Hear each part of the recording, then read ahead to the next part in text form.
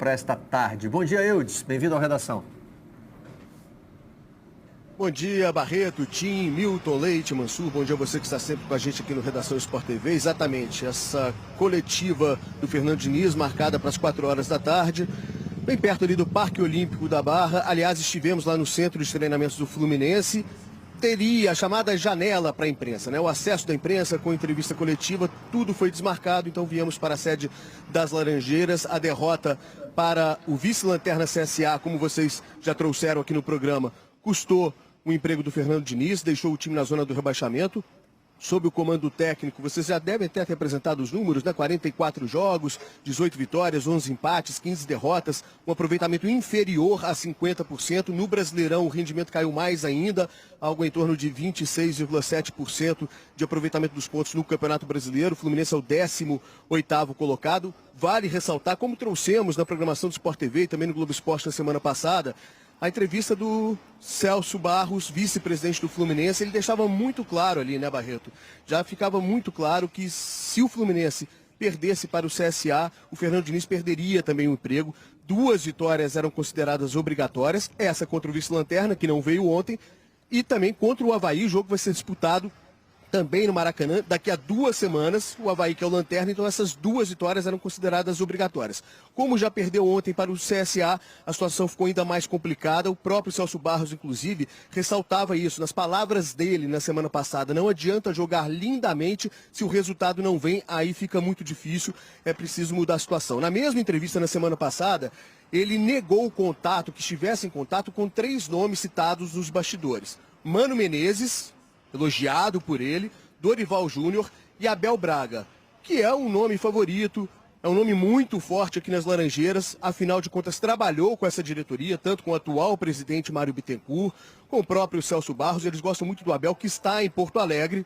Certamente o Abel vai ser procurado, mas resta saber qual será a opção do Abelão, porque ele costuma dizer, e cumpre isso, que não pega trabalhos no meio do caminho, em andamento, no decorrer da temporada. Então resta saber o que vai acontecer diante disso. Tem todo o aspecto emocional. O Abel, que é torcedor do Fluminense, tem uma história longa aqui no clube, tanto como jogador quanto como treinador.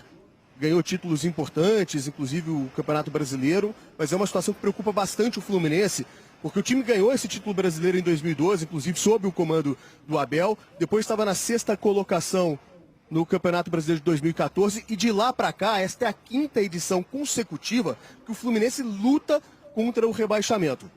De qualquer forma, vai ter que definir o sucessor. O auxiliar técnico permanente, o Marcão, aquele mesmo ex-jogador, campeão carioca em 2002, 2005, assume o comando interinamente. O Fluminense joga contra o Corinthians nesta quinta-feira em São Paulo, pelas quartas de final da Copa Sul-Americana. E daqui a 2 semanas, exatamente, numa segunda-feira, dia 2 de setembro, contra o Lanterna, Avaí, no Maracanã. Uma partida que, até por isso, será também fundamental para o clube no decorrer do Campeonato Brasileiro. E aí a diretoria espera que até lá já tenha anunciado, inclusive, o nome do novo treinador. Barreto. Valeu, Eudes. Obrigado, então, pelas informações. Vamos ver o que vai sair dessa entrevista coletiva do Fernando Diniz, né? Convocada uma coisa que é muito doida. Pelo treinador. Uma coisa que é doida. O futebol, ele prega a peça e ele nos desmente. Uma coisa que é doida, o futebol. É isso futebol. Que você quer dizer? Começamos aí. Segundo ponto. Ele desfaz a lógica a todo instante. Agora, o clube vai para um jogo, talvez os mais importantes da temporada, uma semifinal de torneio sul-americano, daqui a 3 dias. É mais provável, na lógica, você conseguir sucesso desse jogo com o treinador que está no cargo, que os jogadores gostam do comando dele, o time cria muitas oportunidades de gol, embora tenha problemas competitivos, ou com o interino. Fator novo. Fator novo? É uma coisa tanto sem sentido, né? Fator novo é uma coisa bem brasileira, mas não vai ter o fator novo, é o interino. Né? Só tiraram o treinador. Não, torcida não pode ir lá. Fator novo. Eu só queria acrescentar que, assim, dentro das características bem peculiares do futebol brasileiro, as novidades a cada momento, o Fluminense tem uma diretoria nova. É isso. Uma diretoria que assumiu no meio do ano por conta de uma crise política, né? Uma tentativa de impeachment que acabou em renúncia do presidente, enfim. Tem tudo novo no Fluminense. Vamos ver se tem algo novo lá na Espanha com o Fernando Calas. Né? Na editoria? Na editoria Neymar. Nós vamos fazer, Calas, um balanço de capas do Neymar Chegando o dia do Fico, hein? Ele deve ter ficado fora das capas dos jornais esportivos uns 2 ou 3 dias Minutos desse mês. Né?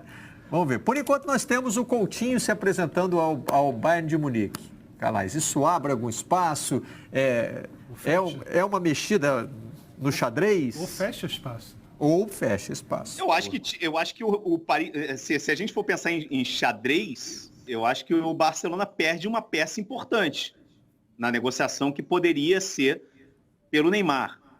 O Le Parisien já falou esse fim de semana uma coisa preocupante, né? Que diz que, na verdade, o Barcelona tem blefado o tempo todo, né? Nunca foi realmente um jogador sério pelo Neymar. A única coisa que tem feito é realmente pose para poder agradar o Messi, que foi quem pediu realmente essa volta do Neymar. Vai lembrar a forma que o Neymar saiu do Barcelona para o Paris Saint-Germain foi muito ruim, né? Mas foi o pedido do Messi, inclusive do Piquet, que fez com que o presidente voltasse a mostrar esse interesse, né? O Parisien disse isso esse fim de semana. Sem o Coutinho, é difícil de pensar, né? Como é que o Barcelona vai conseguir se mover para trazer o Neymar. É uma coisa muito complicada. Se o Neymar chegasse hoje no Paris Saint-Germain, tal como está o clube, 91% do orçamento do clube seria para salários. É muito difícil ver o Neymar, na prática, chegando ao Barcelona. E na minha situação, Barreto, assim, nos últimos... Eu tenho 8 dias que nas minhas fontes não tem absolutamente nada novo em relação a Neymar no Real Madrid. Então, hoje, tal como está, o Neymar continua treinando separado no Paris Saint-Germain e continua encalhado lá em Paris. Essa é a verdade, essa é a palavra, né? Ele continua lá, porque ele não é nem jogador do Paris Saint-Germain, porque ele não está treinando com o grupo. O Barcelona, teoricamente, está fora da jogada. E o Real Madrid adotou uma postura, ganhou esse fim de semana na estreia, ganhou bem. O Bale foi o melhor em campo. O Zidane já falou que o Bale não vai embora.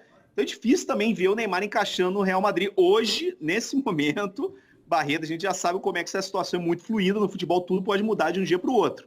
Mas hoje é difícil ver o Neymar fora do Paris Saint-Germain.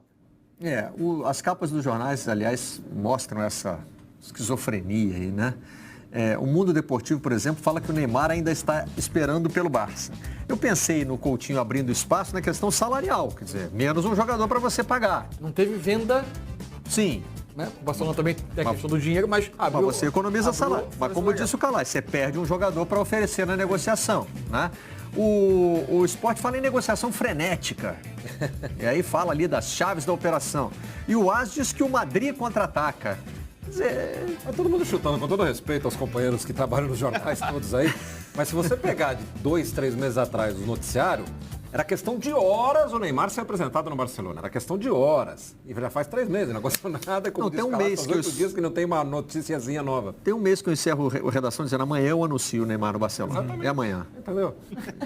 Tem gente chutando aí. Se amanhã não chega. Agora, eu estava lendo agora há pouco também, não sei se é chute, estão falando que a Juventus da Itália poderia entrar no negócio, oferecendo o Dybala ao Paris Saint-Germain para que o Neymar fosse para lá. Já teve Juventus antes, falava-se no Matuidi. Eu acho, Calais, que a gente até o fim dessa negociação vai conseguir escalar um time de jogadores que foram mencionados, né, como oferecidos ao PSG na troca pelo Neymar. Agora, é impressionante, vocês que já falaram disso muito aqui, né? Mas como eu venho só de vez em quando, eu aproveito para falar.